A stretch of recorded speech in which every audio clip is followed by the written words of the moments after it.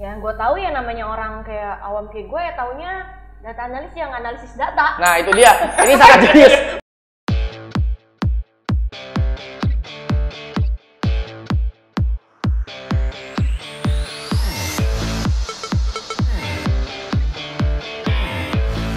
Halo guys, apa kabar semua? Aduh, nggak usah kayak gitu lagi lah.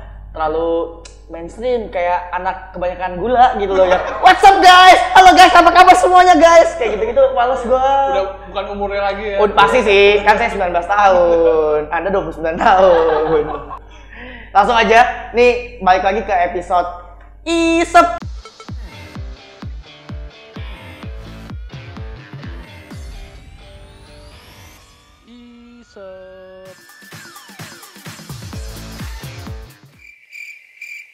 Isep apa Bim?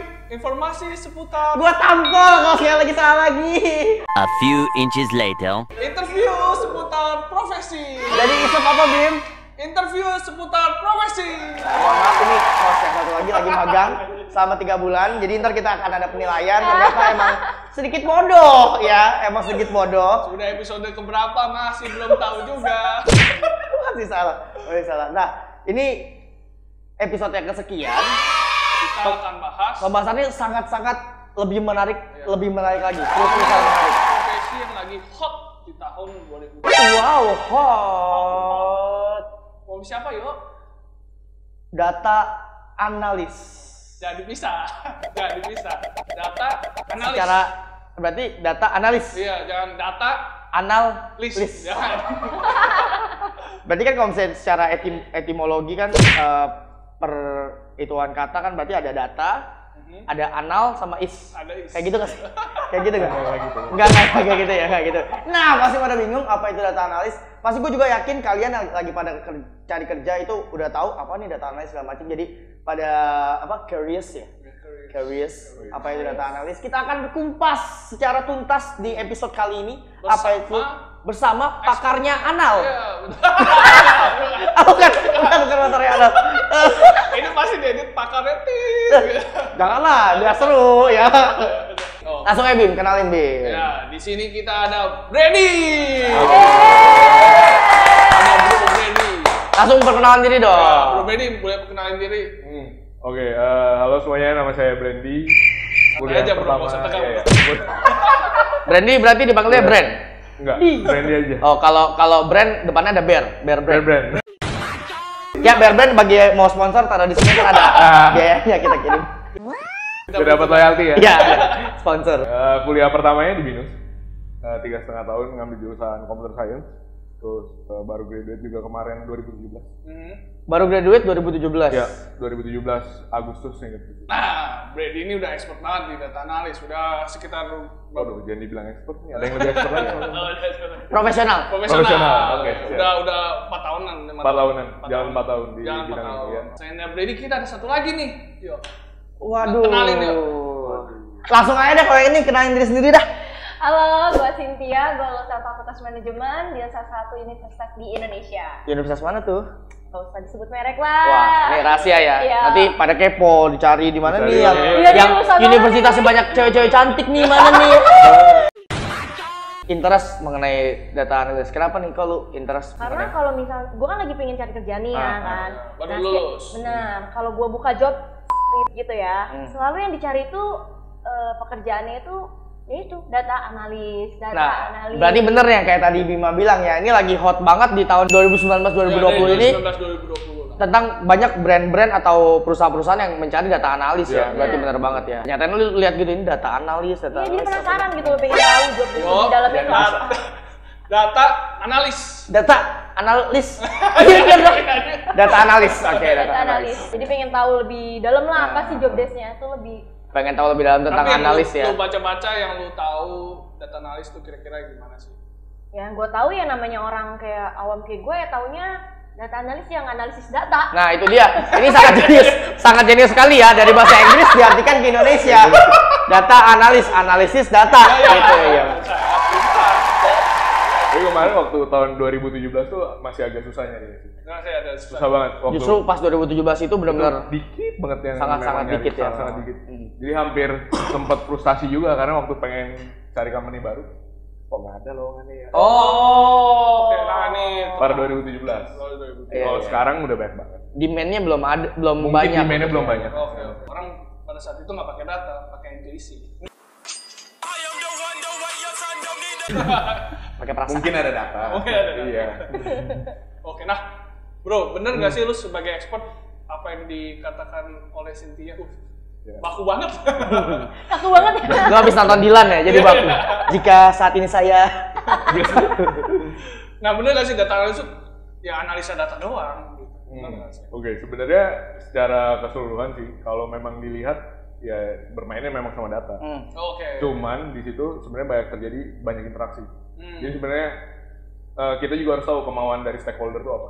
Itu paling penting. Karena kalau kita nggak tahu itu, ya udah kita nggak bisa produksi ya suatu insight yang bagus ataupun keputusan yang baik. Oke. Jadi sebenarnya soft skill-nya yang harus lebih banyak diasah juga. Gimana cara kita bisa komunikasi dengan end user terutama yang tidak mengerti IT sama sekali. Oke. Nah itu menurutku itu sangat sulit kalau untuk background orang-orang computer science. Oke, nah kalau untuk fresh graduate, lu boleh jelasin nggak bro? Day to day lu tuh sehari-hari sebagai data analyst tuh ngapain sih? kerjaan data Oke. analis itu apa sih gitu. Day to day lu ngapain gitu? Oke, kalau selama ini biasanya kita terutama saya sebagai data analis itu Gue nggak apa-apa sih. siap Gue aja, gue aja. Gue. sebagai data analis itu biasanya kurang lebih hampir kita fulfill request dari user sih. Jadi kayak misalnya ada divisi tertentu yang butuh data, nah itu kita kasih kemauannya dia. Ntar dia provide kolomnya apa. Oke, deskripsi kita seperti apa, pakai gitu. salah satu contoh brand. Misalnya kayak divisi sales. Ya, Nah, itu kayak gimana? divisi sales nih. Dia pengen lihat Secara flow-nya gimana sih? dia pengen lihat transaksi dia di 2019. Dia akan request dengan data analis, dia kirim email, dia akan bilang di situ tim data misalnya kayak gitu kan. Tolong provide data-data sesuai dengan kolom-kolom di bawah. Tadi dia define kolomnya apa aja, dikasih mungkin kalau ada formula-formula khusus, kan kita nggak tahu nih sebagai data analis, mereka bisa aja punya formula sendiri kan, yang di luar dari kebiasaannya. Nah makanya ntar dia harus define bener-bener tuh di emailnya, dikirim, yaudah ntar kita coba bikin outputnya yang sesuai dengan yang dia mau. Habis itu kita kirim balik ke dia. Nah kalau memang dibutuhkan komunikasi di luar email, ya udah kita samperin orangnya langsung. Ini maksud lu apa sih? Iya, gitu. iya, iya, iya. Ntar dia jelasin lebih verbal kan lebih enak biasanya. Takutnya waktu nulis Dia kurang salah, atau typo pengennya cepet gitu kan, nggak mau. Sekarang kan capek. lagi zaman pada typo kayak gitu ya. Iya. Gue yakin dia nggak ngerti apa yang dia ngomong. Saya pengen tanya lebih lanjut nih. Oh, Iya. Iya, jadi berarti kayak kalau contohnya misalnya kayak sales itu membutuhkan apa, data apa gitu, Brand? Yang Oke. konkret lah. Misalnya apa Oke, gitu? kalau sales Contoh tuh biasanya sih berhubungannya sama transaksi. Sebenarnya Ah. kurang lebih dengan transaksi kayak jumlah omsetnya dia misalnya dalam 2019 diberi Oke, tahun jadi per misalnya bulan. kayak divisi sales ngemail lu, Bro Iya. Brand tolong kasih gua data penjualan di 2019. Iya, ntar dia define kolom-kolomnya. dia- Makanya itu kolom-kolomnya kadang dia kan bikin pakai versinya dia. Ah. Sedangkan kita sebagai data analis tugasnya itu juga salah satunya coba ngecek visibility di database kita. Ada gak gitu? Oke, Oh, jadi mantap. misalnya kayak penjualan mengenai item A, B, Ya, C, item A, B, segala item C, macam. itu juga bisa. Oke, jadi dia dikirim ke lu, nah nanti apa yang lu perbuat, Brand? Nah, kita biasanya dari situ kita coba cek visibility dulu nih. Dari- Visibility itu apa? ke database. Jadi apa yang dia mau kita coba cocokin, bisa nggak dikeluarin datanya. Oh. Karena kan kadang-kadang dia kan mau sesuai kemauan dia aja. Dia nggak tahu structure di belakang itu seperti apa. Nah tugas kita di situ kurang lebih bantu jembatanin. Nanti mana yang nggak bisa kita feedback. Bro yang ini nggak bisa misalnya. Kalau gua ganti pakai matrix yang ini, kira-kira berguna nggak buat lu? Kayak gitu. Oh, ngerti gak? Ngerti lah gua. Gua kan lebih pinter dari itu. Misalnya contohnya gini, paling gampang. Misalnya lu minta komisi. Iya. Komisi itu udah ada hasil perkalian dari omset dikali sama apalah persentasenya ada kan. Nah kebetulan gua nggak punya misalnya data komisi persentasenya itu harus dikali berapa persen. Oh. Tapi gua punya amount komisinya. Iya, iya. Nah gua tuker nih, gua bilang gua nggak bisa kasih lu persentasenya, tapi gua kasih lu duit komisinya ini berapa sekian per besarnya item. berapa? Oh, Nah membantu nggak? Kalau udah membantu ya udah kita tuker datanya kayak gitu. Oh, oke, berarti oke. kreativitas juga bisa. Iya harus benar. di- Jadi harus ada sebenarnya juga. sebenarnya kalau dibilang data analis nggak bisa ngomong nggak bisa apa, Dia justru harus bisa kayak begitu. Kalau enggak nanti disangkanya kaku. Mesti bisa bergain juga ya. Berarti komunikasi harus iya, penting juga iya, ya. komunikasi. Negotiationnya juga penting. Jadi jangan sampai kayak kadang-kadang ada user kan yang maksa. Gue maunya ini, terus kita bilang nggak bisa, dia paksa lagi. Nah itu kita juga harus pintar cara komunikasinya. Reasonnya segala macam ya benar-benar. Nah, berarti kalau misalkan dia request tapi lu nggak ada datanya, lu bargaining. Tukar dengan data yang lain. Tukar data yang lain ataupun kalau memang nggak ada opsi lain, kita coba ajak dia ngomong enaknya gimana. Mungkin dari sisi cara dia analisis itu bisa diubah, perspektif matriksnya yang diubah misalnya kayak gitu. Jadi gimana caranya supaya kita jangan kelihatan bodoh. Karena kalau apa-apa kita bilang nggak bisa kan, ngapain nih orang? Jadi sekarang gue merasa gue yang kelihatan bodoh. Terus kalau data analis selain dapat request dari user gitu, berarti dia nggak kerja? Nggak, kadang itu kan yang day to day-nya. Ya. Nah, ada mungkin yang tipikalnya project based. Oke. Nah, kalau project based biasanya ya kita diajak meeting, kumpulin requirement, dia maunya seperti apa, nanti kita yang build dari ujung ke ujungnya sampai jadi output lah intinya. Project-nya itu contohnya apa tuh kayak? Oke, kalau spesifik di data analis itu biasanya ada kayak contohnya salah satu waktu itu tuh divisi dari tim promosi misalnya. Dia lempar pertanyaan ke tim data, misalnya, gue pengen cek dong promo gue di bulan ini sebenarnya bekerja dengan baik nggak sih? Oke. Nah itu kan jawabannya bukan iya baik kan? Kayak gitu. Mesti ada data. Ada datanya, dijelasin kenapa baik, CEO faktor apa kamu. aja gitu kan, matriksnya apa aja yang perlu sampai keluar suatu konklusi kalau dia baik atau enggak. Jadi Kalau kata-kata ini gue jelas. Jadi selain analisa data, lu juga kasih insight ke dia. Nah itu solution. bagian-bagiannya sih ya. Cuman mostly biasanya yang bagian itu sudah ke-tackle sama analis lain. Oke. Nah makanya ini balik lagi nanti ke structure perusahaannya seperti apa. Iya. Tackle ngerti nggak lu yo? Tackle bola.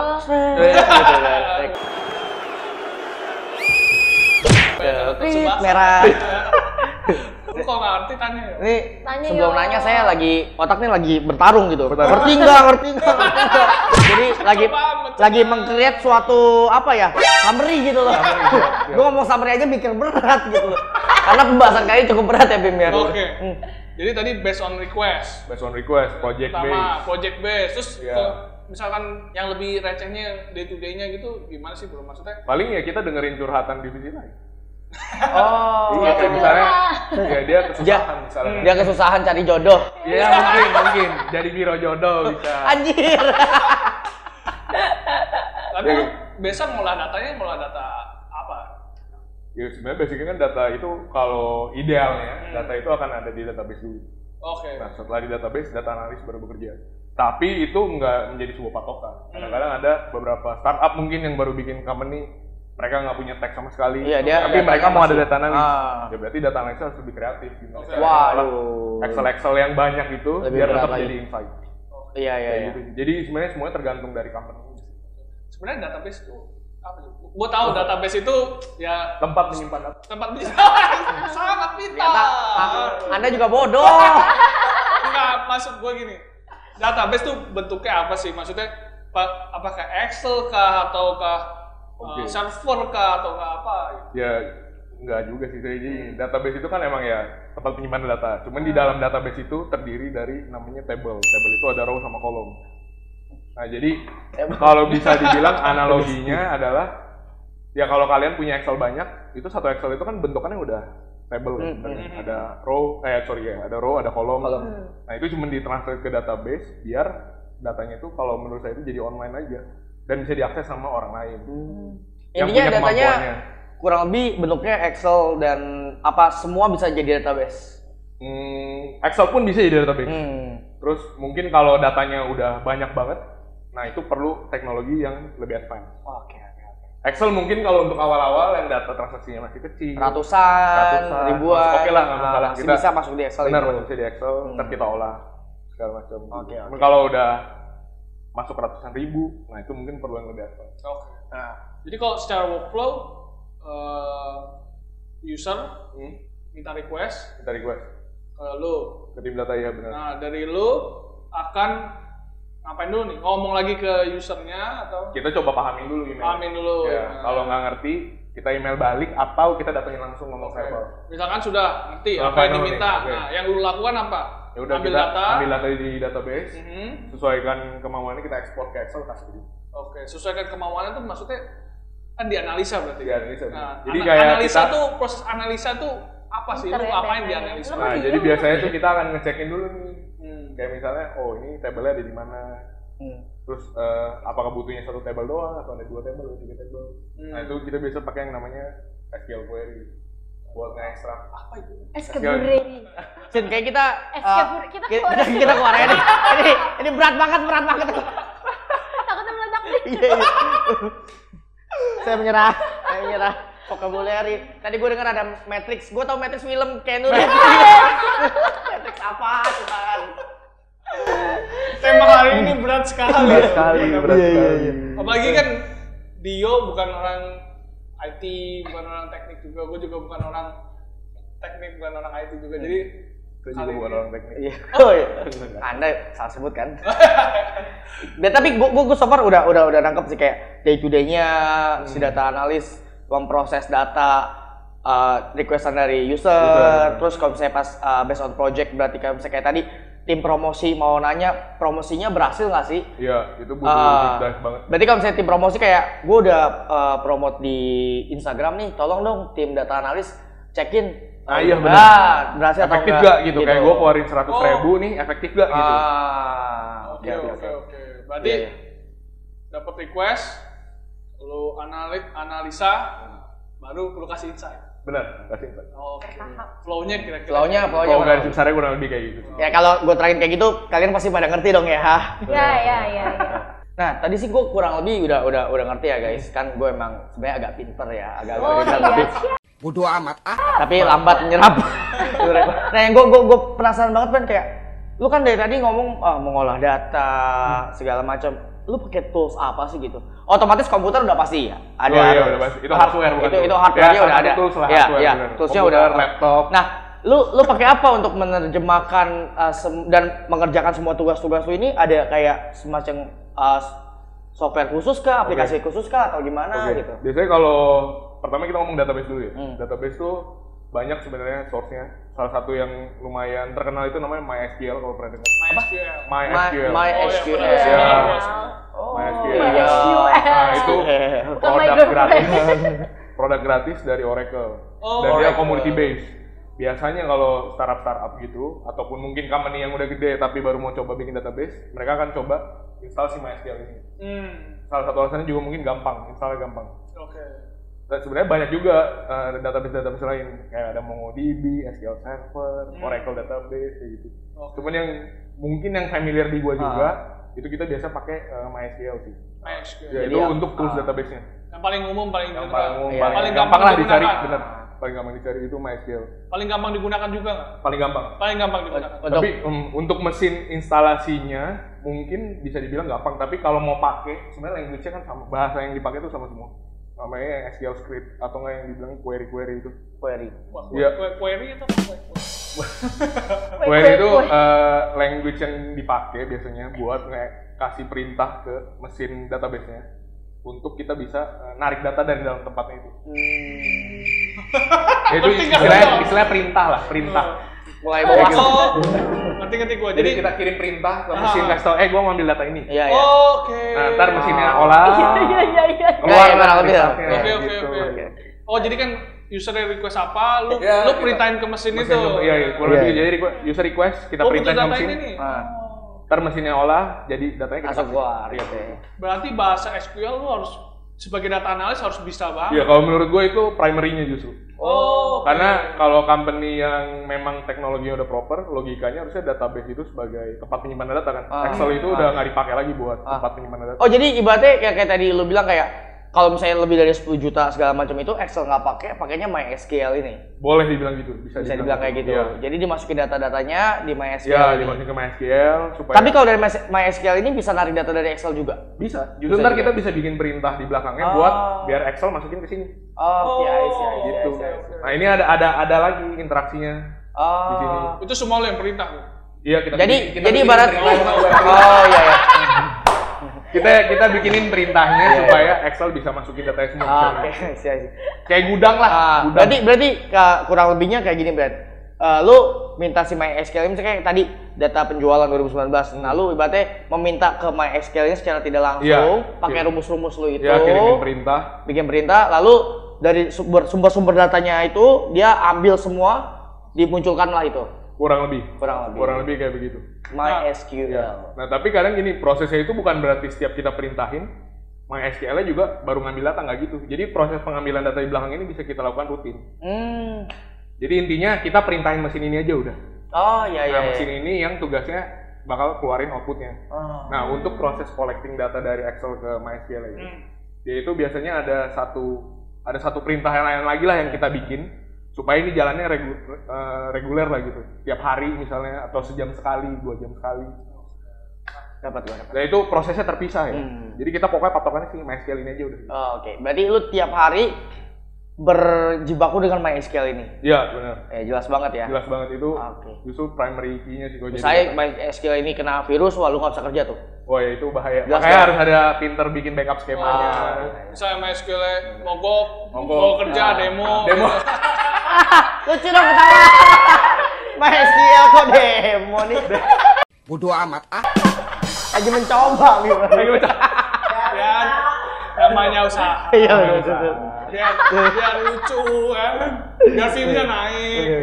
Biar Bro, tapi gue penasaran nih, Lu belajar MySQL itu dari mana? Dari kuliah kah atau? Iya, jadi di kuliah itu ada, memang kalau di computer science khususnya ya, kita ada pembelajaran sistem basis data namanya. Salah satu mata kuliahnya. Nah, jadi sebenarnya di kuliah diajarin. Berapa IPK? Berapa IPK? Berapa apa? SKS. Enggak, maksud gua mau nanya IPK-nya berapa ya? Lex kayak bajai. Lex. Udah kenceng. Berapa SKS? Tahu otot lagi. Biasa saya. Berapa SKS, Bro? Dia gua lupa ya, antara 4 atau 6 gitu. Gurunya cewek, cowok, dosennya? Nggak penting. Udah nggak peduli karena itu bukunya tebal banget, Bos. Waduh anjir. Kayak buku Harry Potter ya? Iya. Lebih tebal malah. Waduh anjir. Tapi berguna itu. Dulu waktu kuliah mikirnya nggak guna sih, karena teori semua yang diajarin. Oke. Tapi pas lagi kerja, guna juga. Wah, berarti kali ini gue dari sekian banyak episode kita, orang yang menyatakan kuliah sangat penting, ya ada lu buktinya kan? Iya, ada. Ya karena gini, kita kan sangat penting loh ini ya, berarti sangat penting loh. Jadi dulu kan kita nggak tahu prakteknya. Jadi dijelasin tuh ini apa? Iya ya. Apa gitu. Pas udah tahu implementasinya, ternyata teori itu beneran kepake. Supaya bikin database itu lebih efisien, lebih cepat. Jadi mereka yang ngerokok di ruang rokok tuh sangat menghindari SKS itu sangat ya, kalau dia belajar sendiri bisa. Siapa tahu lebih sukses nanti. Iya, kan? Bisa. Jangan stereotip gitu dong. Nah, terus setelah MySQL buat di database-nya, apa lagi yang digunakan? Ya paling kalau untuk ada kayak supporting tools juga. Kayak misalnya ada orang mungkin yang SQL-nya itu nggak terlalu expert, tapi dia lebih expert di programming, coding lah bahasanya coding. Coding. Nah, dia bisa pakai alternatif bahasa pemrograman lain yang digabungin sama SQL buat proses data, itu bisa juga. Bahasa pemrograman lain biasanya tuh yang lumayan familiar di kalangan orang data harusnya Python, kalau nggak Anaconda. Anaconda itu namanya package sih. Jadi ada Python, terus di belakangnya ada Anaconda. Jadi anak-anak ini ular. Iya, anak ular semua. Anak alay. Bodoh amat ah. Iya. Itu mah TikTok lah. Lu maksudnya TikTok alay? Enggak. Stereotip. Lagi stereotip ini Bima nih. Habis ini gua nggak ngelucu bener. Iya. Oke, jadi MySQL, Python, terus apa ada lagi, betul?